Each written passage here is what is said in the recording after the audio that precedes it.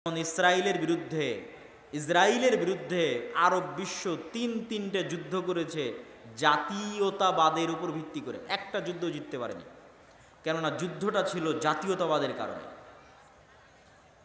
তো জেরুজালেম যখন ক্রুসেডাররা দখল করে নিয়েছিল তখনও যুদ্ধ হয়েছিল জাতীয়তাবাদের কারণে, জিততে পারেনি। সালাহুদ্দিন আইয়ুবী এই সমস্ত মুনাফিকদেরকে হত্যা করতে করতে, এই সমস্ত মুনাফিকদেরকে ষড়যন্ত্র থেকে মুসলিম উম্মাকে মুক্ত করে তারপরে তিনি মনোযোগ দিলেন জেরুজালেম বিজয়ের জন্য। জেরুজালেম বিজয়ের আগেই, তারও আগে ইমাদউদ্দিন জিঙ্কি, নূরউদ্দিন জিঙ্কি, তাদেরই সিলসিলার ছিলেন সালাহুদ্দিন আইয়ুবী। ইমাদউদ্দিন জিঙ্কি আর নূরউদ্দিন জিঙ্কি তারা জেরুজালেম বিজয় করবেন এই জন্য একটা মিম্বার বানিয়েছিলেন সিরিয়াতে। যেই দিন জেরুজালেমের মসজিদ আকসা বিজয় হবে সেই দিন এই মেম্বার মসজিদ আকসায় স্থাপন করা হবে। ওই মেম্বার এখনও মসজিদ আকসায় আছে। সালাহুদ্দিন আইয়ুবীরও স্বপ্ন ছিল এই যে মেম্বার তৈরি করা হয়েছে, এই মেম্বার আমাকে জেরুজালেমে স্থাপন করতে হবে, মসজিদ আকসায় স্থাপন করতে হবে। এই স্বপ্নে তিনি হজও করেননি, ওমরাও করেননি। পৃথিবীতে আল্লাহর তিনটা ঘর আছে, কাবা, মসজিদে নববী আর মসজিদে আকসা। এই তিনটা ঘরের একটা ঘর, তিনটা ঘরই তো আল্লাহর ঘর। মসজিদ আকসার ফজিলত সম্পর্কে আমি আলোচনা করব, এখানে একটু আপনাদেরকে হিন্টস দিয়ে তারপরে যাব ইনশাল্লাহ মসজিদ আকসার ফজিলতে। আল্লাহ সুবহানাহু ওয়া তাআলার এই তিনটা ঘরের একটা ঘরকে অন্যের দখলে রেখে কেমন করে আমি আল্লাহর আর একটা ঘর জিয়ারতে যেতে পারি, আল্লাহর আর একটা ঘরে হজে যেতে পারি, আল্লাহর আর একটা ঘরে উমরায় যেতে পারি, অথচ ওই মুহূর্তে আল্লাহর আর একটা ঘর বন্দী অবস্থায় আছে। এই ব্যথা, এই কষ্ট সালাহুদ্দিন আইয়ুবীর অন্তরে ছিল, সালাহুদ্দিন আইয়ুবীর হৃদয়ে ছিল। এই জন্য তিনি হজও করেননি, উমরাও করেননি। আগে মসজিদ আকসা বিজয় করবেন, আল্লাহর আর একটা ঘর আগে মুক্ত করবেন বন্দী দশা থেকে, আল্লাহর আর একটা ঘর আগে মুসলমানদের জন্য উন্মুক্ত করে দিবেন, তারপরে তিনি আল্লাহর অন্য ঘর সেটা বিজয়ের, সেটা জিয়ারতের জন্য যাবেন, হজ এবং উমরা আদায় করার জন্য যাবেন। আজকে 70-80 বছর থেকে মুসলমানেরা মসজিদ আকসা দেখতে যেতে পারে না। আপনারা কতজন হাজি আছেন আজকে এখানে বসে আছেন, মসজিদে নববী দেখেছেন, মক্কার মসজিদ দেখেছেন, মসজিদ আকসা দেখতে যেতে পারেননি। এ আফসোস থাকা উচিত অন্তরে। এটাও ওই তিনটা মসজিদের একটা মসজিদ যেখানে দেখতে যাওয়া উচিত, ওই তিনটা মসজিদের একটা মসজিদ যেখানে গেলে অতিরিক্ত নেকি আছে সালাতের জন্য। এটা মুসলমানদের প্রথম কিবলা, কিন্তু আমরা 70-80 বছর থেকে যেতে পারি না। পৃথিবীর 100 থেকে 150 কোটি মুসলমান তাদের তৃতীয় পবিত্রতম স্থান দেখতে যেতে পারে না। এই কষ্ট মুসলমানদের অন্তরে থাকতে হবে, আপনার সন্তানের অন্তরে এই কষ্ট দিতে হবে। এই কষ্ট সালাহুদ্দিন আইয়ুবীর অন্তরে ছিল দেখেই সালাহুদ্দিন আইয়ুবী মসজিদ আকসা বিজয় করতে পেরেছে।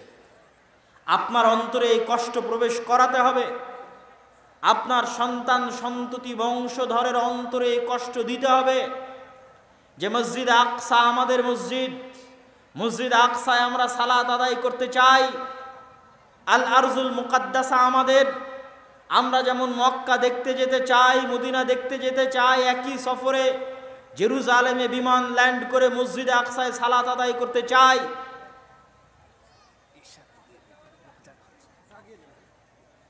আপনারা যারা একটু সামনের দিকে যদি অল্প অল্প করে চেপে বসেন, পিছনে লোকজন জায়গা পাচ্ছে না, একটু অল্প অল্প করে একটু চেপে বসেন যাতে পিছনে লোকজন বসতে পারে। একটু সহযোগিতা করেন। জাযাকুমুল্লাহু খায়রান, বারাকাল্লাহু ফিকুম।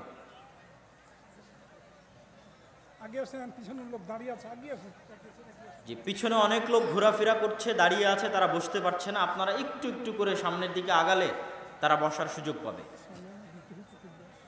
জি, সম্মানিত উপস্থিতি, সালাহুদ্দিন আইয়ুবীর অন্তরে এই কষ্ট ছিল যে তিনি মসজিদে আকসায় সালাত আদায় করতে পারেন না, মসজিদে আকসায় প্রবেশ করতে পারেন না, মুসলমানেরা পারে না।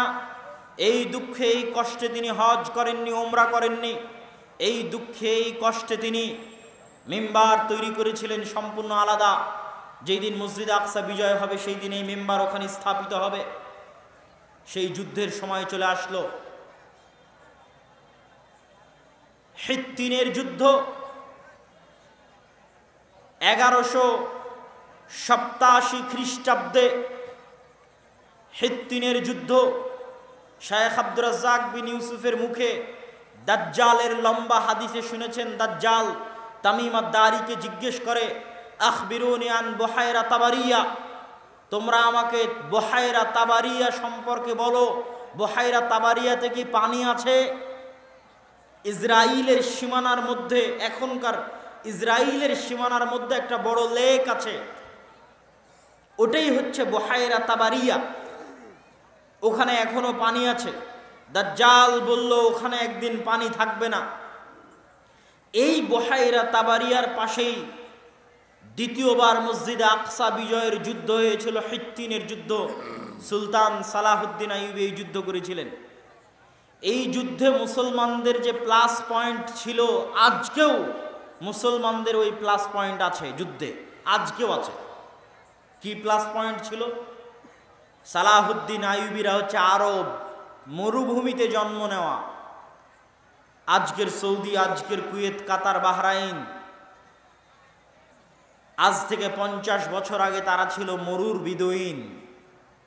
এখন হয়তো এসির কারণে, এসির মধ্যে সুযোগ সুবিধা লাভ করার কারণে সেই মরুভূমির স্বাদটা হয়তো তারা ভুলে যেতে পারে, কিন্তু সালাহুদ্দিন আইয়ুবীর যুগে তার এসি ছিল না। তো সালাহুদ্দিন আইয়ুবীরা হচ্ছে খাঁটি আরব, তাদের জন্ম মরুভূমিতে, তাদের মৃত্যু মরুভূমিতে। আর জেরুজালেম দখল করে রেখেছে কারা? ইউরোপিয়ানরা। ইউরোপে কি মরুভূমি আছে? ইউরোপ হচ্ছে শীত। আমার বক্তব্যের সংক্ষিপ্ত বিষয়বস্তু, বর্তমান বিশ্বে মুসলমানদের ভয়ঙ্কর এবং করুণ অবস্থা এবং তা থেকে উত্তরণের উপায়। সুন্নাতুল্লাহ ফি তাদবীরিল আরজ, পৃথিবী পরিচালনায় আল্লাহ সুবহানাহু তাআলার কিছু মূলনীতি আছে, যেই মূলনীতিগুলোকে সামনে রেখে আল্লাহ এই পৃথিবী পরিচালনা করে থাকেন। যেমন আল্লাহ এই পৃথিবীতে সূর্যের ব্যবস্থা রেখেছেন, চন্দ্রের ব্যবস্থা রেখেছেন, রাত এবং দিনের ব্যবস্থা রেখেছেন, মেঘ, বৃষ্টি, ঝড় বাতাস, মিষ্টি পানি, লবণাক্ত সমুদ্রের পানি, যাবতীয় খাবারের ব্যবস্থা, মানুষের রিজিক এবং রুটির ব্যবস্থা, সব মিলিয়ে আল্লাহ সুবহানাহু ওয়া তাআলা একটা পরিপূর্ণ ম্যানেজমেন্ট সিস্টেম আল্লাহর আছে এই সমগ্র পৃথিবী পরিচালনায়।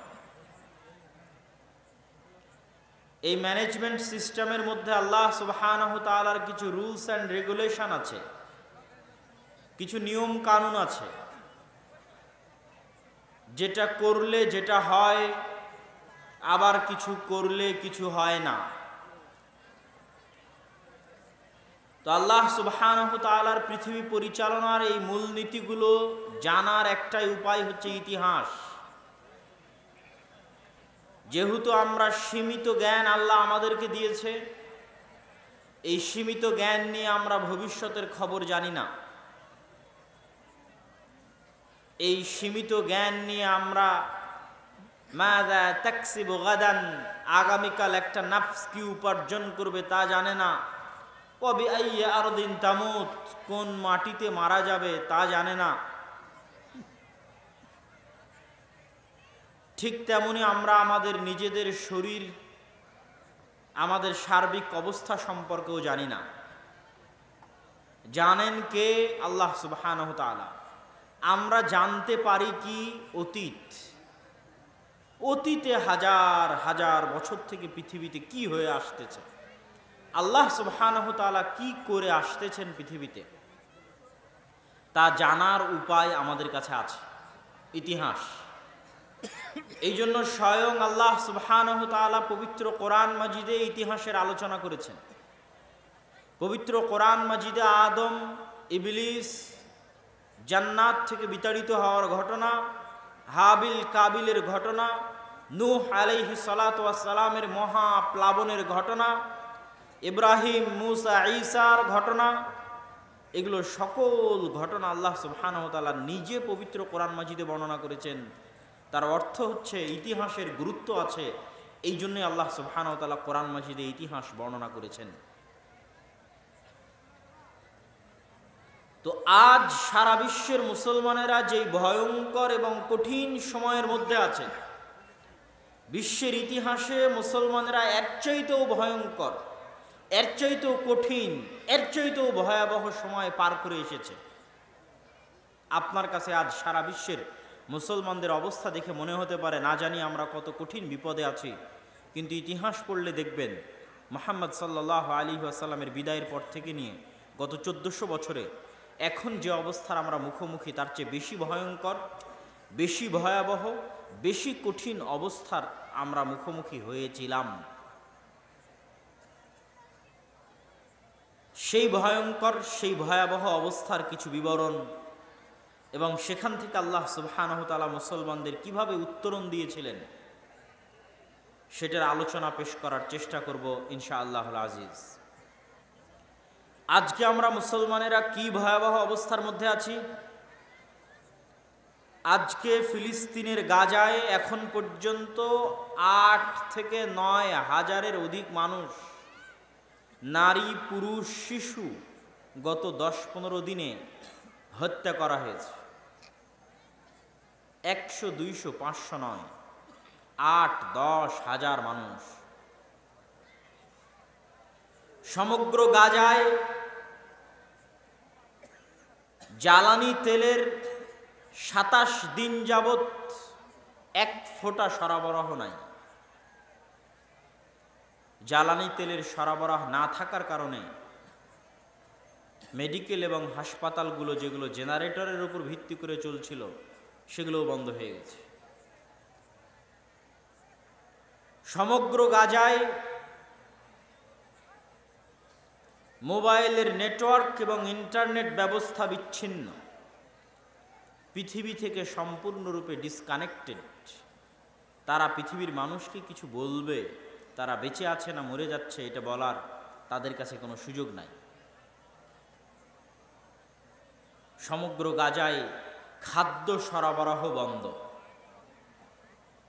যদিও অল্প কিছুদিন পূর্বে সামান্য খাদ্য সরবরাহ সুযোগ দেওয়া হয়েছে, কিন্তু সেটা লক্ষাধিক মানুষের মধ্যে 1 ফোঁটা পানির মতো।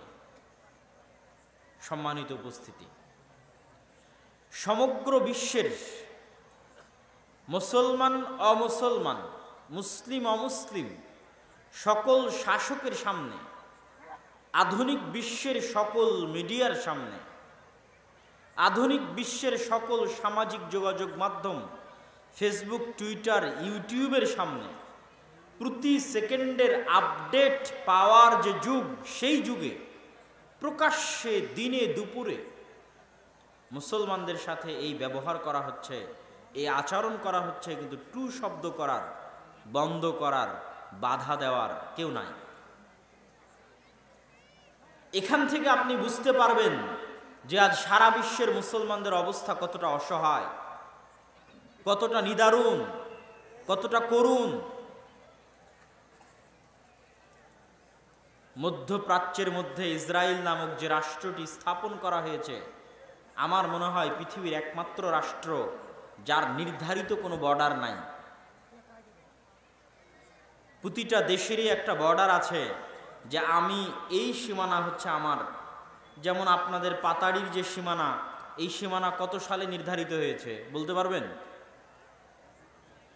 জি, আপনাদের পাতাড়ির যে বর্ডার ভারতের সাথে, এটা কত সালে নির্ধারিত হয়েছে?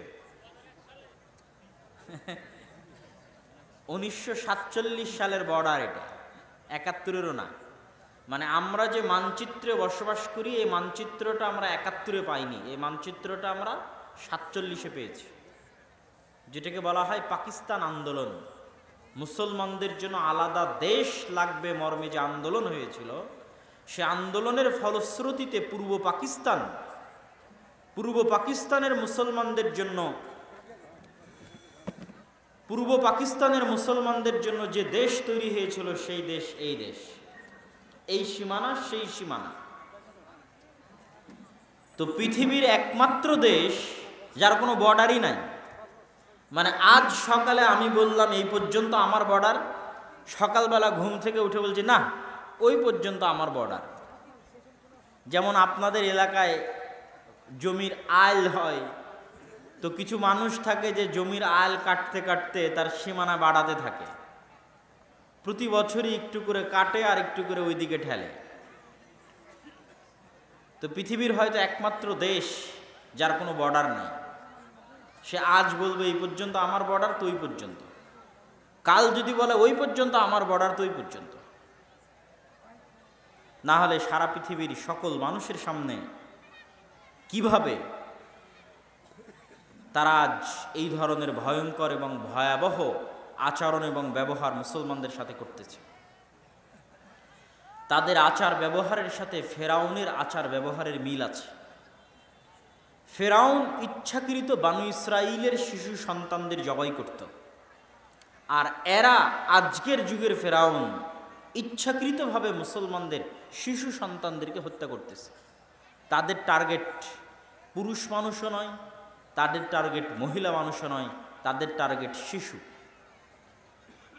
ফেরাউন যেমন আদেশ দিয়েছিল বানু ইসরাইলের ছোট ছোট বাচ্চাদের হত্যা করতে হবে, তাদেরও আদেশ আছে মুসলমানদের ছোট ছোট বাচ্চাদের হত্যা করতে হবে। সম্মানিত উপস্থিতি,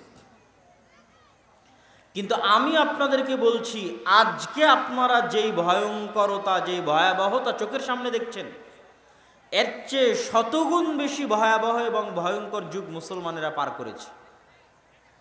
সেটাই ইতিহাস, যে এর চেয়ে ভয়ঙ্কর এবং ভয়াবহ অবস্থা থেকে যদি আল্লাহ মুসলমানদের উত্তরণ দিতে পারে, তো এই অবস্থা থেকে উত্তরণ দিতে পারে। ওই অবস্থা থেকে আল্লাহ সুবহানাহু ওয়া তাআলা যেই কারণে যেইভাবে উত্তরণ দিয়েছেন, এই অবস্থা থেকে ওই কারণে ওইভাবে আল্লাহ সুবহানাহু ওয়া তাআলা উত্তরণের ব্যবস্থা করে দিতে পারেন। সেই ঘটনা কোন ঘটনা?